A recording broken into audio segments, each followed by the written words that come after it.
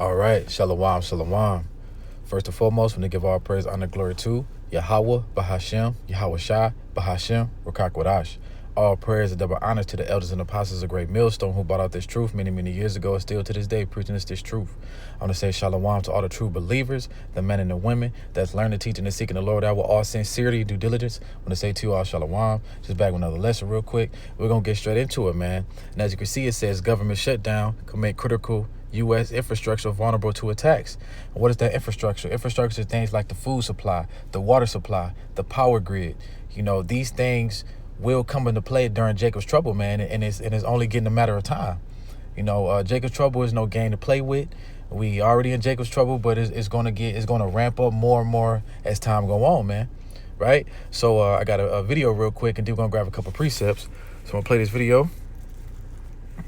Shutdown left critical U.S. infrastructure vulnerable to cyber attacks. Now, the Cybersecurity and Infrastructure Security Agency, it's got an acronym here in D.C. We call it CISA, furloughed the majority of its staff. Coinciding with that, interestingly, a law that allows and essentially encourages companies in the private sector to work together to fight cyber attacks expired this week. For information and analysis on all of this, CBS News Homeland Security correspondent Nicole Ganga joins me now here at the family table. So, the furlough of the CISA employees, how big a deal is that? It's a big deal, Major. We talk about CISA a lot because they have a very important job, and that is to secure the nation's critical infrastructure. And what we mean by that is think about our water supply, think about the power grid, everything to our election systems. And right now, 65% of staff are on furlough. Now, because what CISA does is so mission critical, that means roughly 900 people are still working to defend the nation's cybersecurity. However, that being said, this is an organization that is already understaffed and overworked. And beyond that, the concern here is that some of the functions this agency does, threat analysis, incident response coordination, communicating with our local state representatives on cybersecurity effort, it's going to go by the wayside. The bottom line is the longer the shutdown lasts, the more at risk we are. And keep in mind, it's not like cyber threats have diminished recently. We continued. You see that? So with the government being shut down, you know, it's like you said, I think it's stifle or whatever it's called. It's basically already understaffed the people that protects, you know, people that protects us to prevent us from having these, you know, random cyber attacks from infrastructures, interference such as, you know, damaging the water supply, the food supply, or even the power grid. She said they're already understaffed, they're already overworked, and with the government shutdown, they're not being paid. So nobody's going to want to protect this place or do anything, and that's how Jacob's trouble is going to be. There's not going to be any police officers on the street if they're not getting paid. It's going to be like a big purge out here, man. Right? So let's grab that first precept. Jeremiah chapter 30, verse 6-8, starting at verse 6 out of the New American Bible Revised Edition. It says, "Ask ye now and see whether a man doeth travail with child. Wherefore do I see every man with his hands on his loins as a woman in travail, and all faces turned into paleness?" And that's how it's going to be, man. You know, Jeremiah seen man face turning pale, you know, holding their stomachs all in pain like a woman going through childbirth. It's going to be like that, man. It's going to be worse than how the Bible describes it. You know what I'm saying? These are only the beginning of sorrows, man. Continue, verse 7. It says, "Alas, for that day is great, so that none is like it. It is even the time of Jacob's trouble, but he shall be saved out of it." Who is that he? That is the elect. But Jacob's trouble is going to be the worst time here on this earth that nobody ever seen before, man. Worse than slavery, famines, nothing but death, water shortage, food shortage, no Wi-Fi service, no cell phone service. Have you ever tried to take a tablet away from a fucking child who's so used to having a cell phone or having a tablet in their hand, man? They'll tear the whole goddamn house up, man. These times are coming. You know, women are going to go at it with their children over the Wi-Fi and the cell phone service. They can't watch their TVs. They can't eat their little favorite sugar snacks that they have all the goddamn time, man. These times are coming, man. You know, and that's why you got to cling to Yahweh Shai. And if you don't have that hedge of protection, your ass is in trouble, man. You know, you got guys in this truth that took the bag. You know, guys in this truth that, even though got 1 foot in and 1 foot out, you know, they're lukewarm. But hey, in a minute, the Lord is going to present this MOTB, the mark of the beast, and everybody's going to have to make a choice, man. You know, this is not a game, man. We are coming into these times, and it's only going to get worse and worse as time go on. Yeah, and that was just stop at verse 7. Then we're going to continue.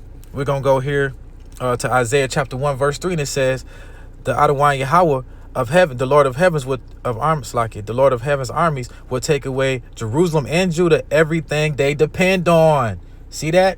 Everything they depend on, the Lord is going to take this away, man.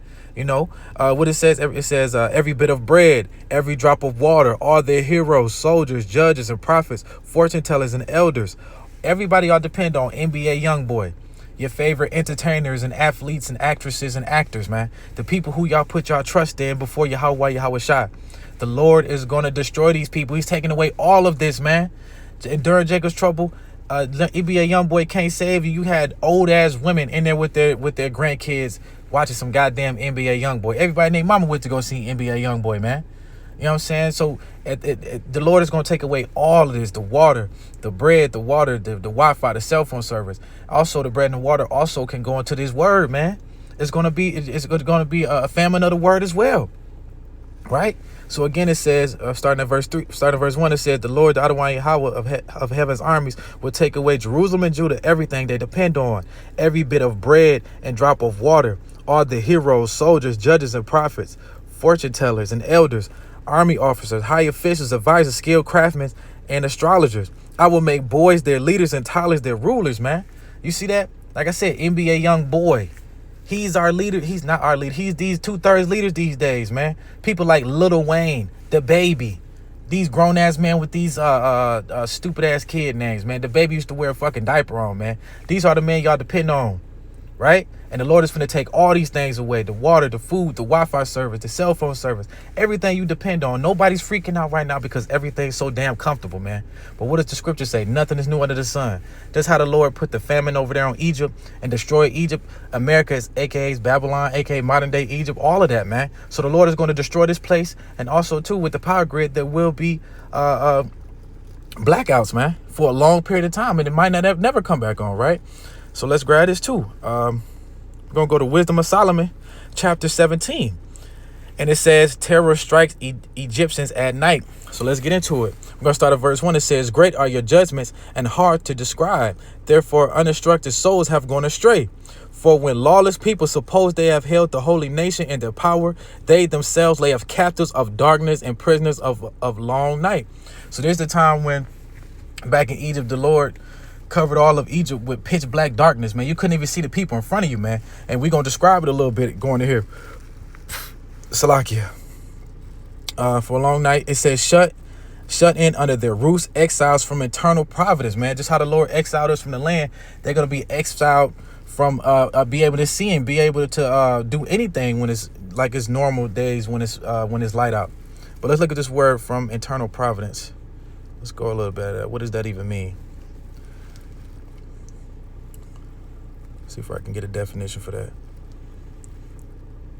They thought it was his ongoing timeless care and guidance of all creation, ensuring that all events, both great and small, unity fulfill its purpose. So they're going to be how do I go back? Oh, we're going to go right here back. Salaki. Exiles from eternal providence, from the Lord's protection, man. You know what I'm saying? From anything, the Lord is not going to help them, not going to save them in that time. It's going to be nothing but pitch black and darkness. Verse 3, it says, for thinking that their secret sins they were unobserved behind a dark curtain of forgetfulness, they are scattered, terribly alarmed and appalled by specters, man. So they thought that just because, you know, the Lord didn't punish them yet for their sins, they thought they thought that they got away with it, man. You know what I'm saying? They thought that they can do all these things to the Lord's people, oppress them, and do all the wickedness in the dark behind the curtains. But in reality, the Lord is going to bring that to the light, man. Kind of like what he's doing now. Let's continue. Right here, verse 4, it says, for not even the inner chamber that held them protected them from fear, but terrifying sounds rang out around them, and this small phantoms with gloomy faces appeared, man. So there's going to be spirits, man. You're going to be hearing noises. You know how you... I remember when I was a kid downstairs, man, in my grandma's basement. I remember I used to pull that light switch and shoot my ass up them damn stairs because I was scared of the dark. Everything sounds scarier in the dark. Everything seems more scarier in the dark if you're not paying attention. You wake up one night, you know your room is dark, but you got your coat hanging up on the door. You wake up, you might think that's a goddamn a monster or something, man. Everything looks scary at night. You got your book bag sitting over there on the couch or sitting on the floor. You wake up. You know how you just not waking up, you look over to your left, you see the damn, you know what I'm saying? You see the damn book bag look like a little demon or something, man. And that's how it's gonna be when the Lord bring the power grid out. You ain't even gonna be able to see in front of you. Lord's gonna be serving spirits, hearing people laugh, hearing little spirits laugh and play with you. The Lord gonna be playing with these people's minds, man. Right? For again, verse 4, for not even the inner chamber that held them protect them from fear. So no matter where you are, you still gonna be scared. You still gonna get, spirit still gonna come and get your ass, man. From protecting from fear, but terrifying sounds rang out around them, and dismal phantoms with gloomy faces appeared. People gonna be seeing spirits, hearing spirits, and no power or fire was able to give light, nor did brilliant flames of the stars avail to illumine the hateful night, man. So the fire, no flashlight is gonna help you, no cell phone light is gonna help you. The stars ain't even gonna shine, man. The Lord is gonna make it pitch black, so black that you ain't gonna see in front of you, man. Those times are coming. Verse 6 says, nothing was shining through them except a dreadful self-kindled fire except a dreadful self-kindled fire, and in terror they deemed the things that they saw to be worse than unseen appearance. See, the Lord gonna be playing with their minds, man. Like I said, you wake up in the middle of the night, you know what I'm saying? You hear all these different noises. You look over to your left or to your right, you got stuff hanging up on your walls. It looked like a demon, man. It looked like something. Like I said, everything's seems more scary at night, especially when you can't see. Right, and when you wake up and look at the night, you still got some sort of light. You got the moonlight and the sunlight, you got a little night light, so you still can see a little bit. But this is complete, utterly darkness, man. Like I said, it's gonna be so bad that you're not even gonna be able to see in front of you. These times are coming, man. Let's continue on verse 6. It says nothing was shining through to them except a dreadful self-kindled fire, and in terror they deemed the things that they saw to be worse than that unseen appearance. The delusions of their magic art lay humbled, and their boasted wisdoms scornfully rebuked. So everything that they look up to, the idol worship, their little people doing all this witchcraft and shit, those times will not help you, man. Those times when nothing will be able to help you. All that false gods y'all believe in, Allah, Buddhism, Jehovah, Yahweh, those are not the true names of the Lord. Anything that's outside of Yahweh Shah is dead, man. It's not going to help you in the time of trouble, right? When you sit in that dark time, you praying to Jesus Christ going to be scared, man. He ain't going to help you, right? Let's continue. Verse 7. Verse 8.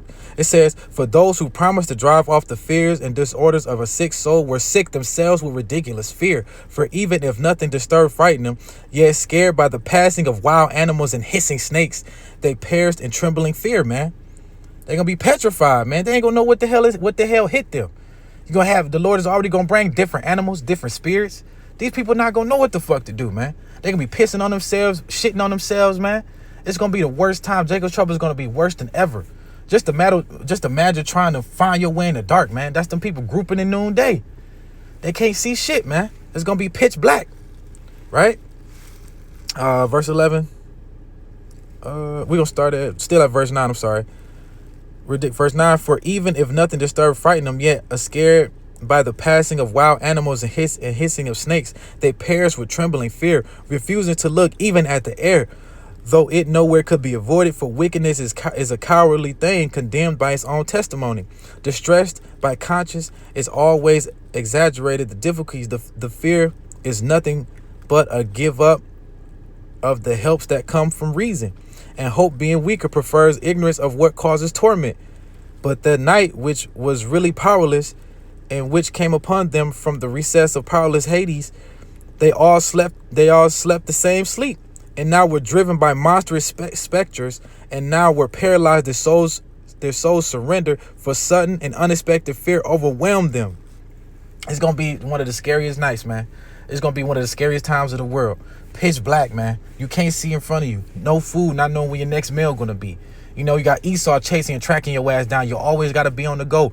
Robot AI dogs, man. Drones gonna be trying to look for you, man. Jacob's trouble. These young niggas have no idea. These 2/3 have no idea. These brothers that took this bag, got one for there, one for that, has no idea how bad this is finna be, man.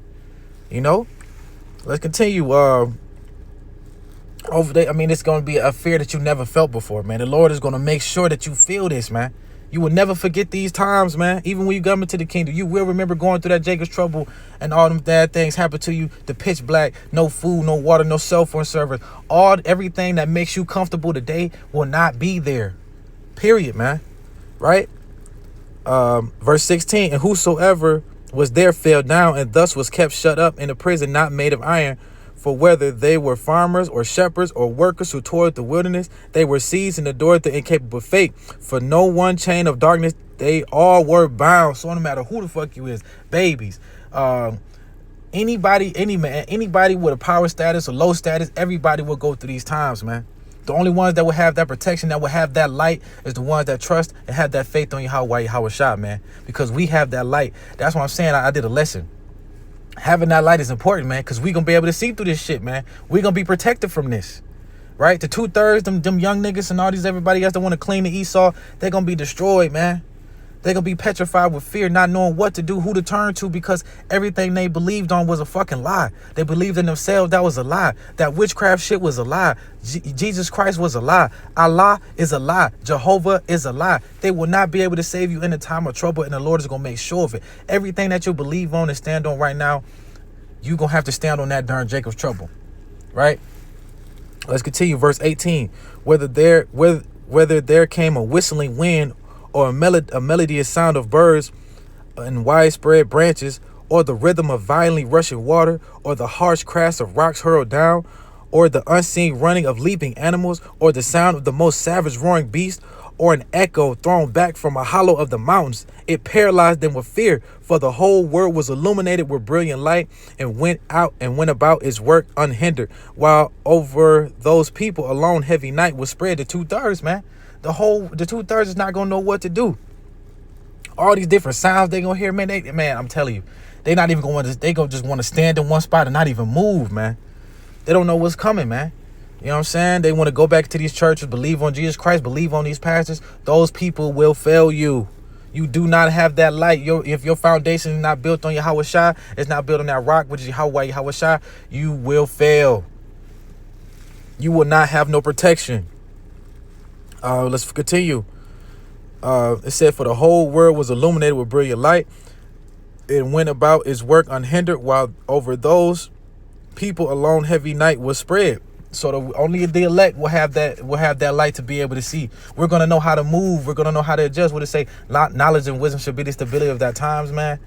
When these times of Jacob's trouble, even the times now, we have that light through Yahweh Shai, which is that word, man, which is this word, man. We have that faith in Yahweh Shai. We believe on that rock. We don't believe on nothing else. We are embedded in Yahweh Shai, man. Right? Verse 21, while over those people alone heavy night was spread, an image of darkness that was destined to receive them, but still heavier than darkness were they to themselves, man.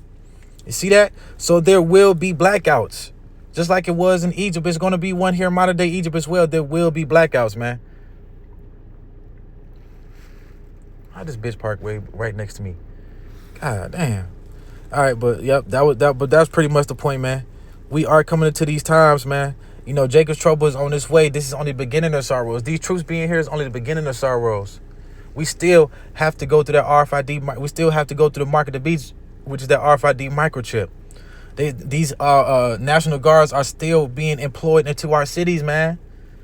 These times are coming. Inflation, the storehouses are getting closed. The jobs are closing down. The government is already shut down.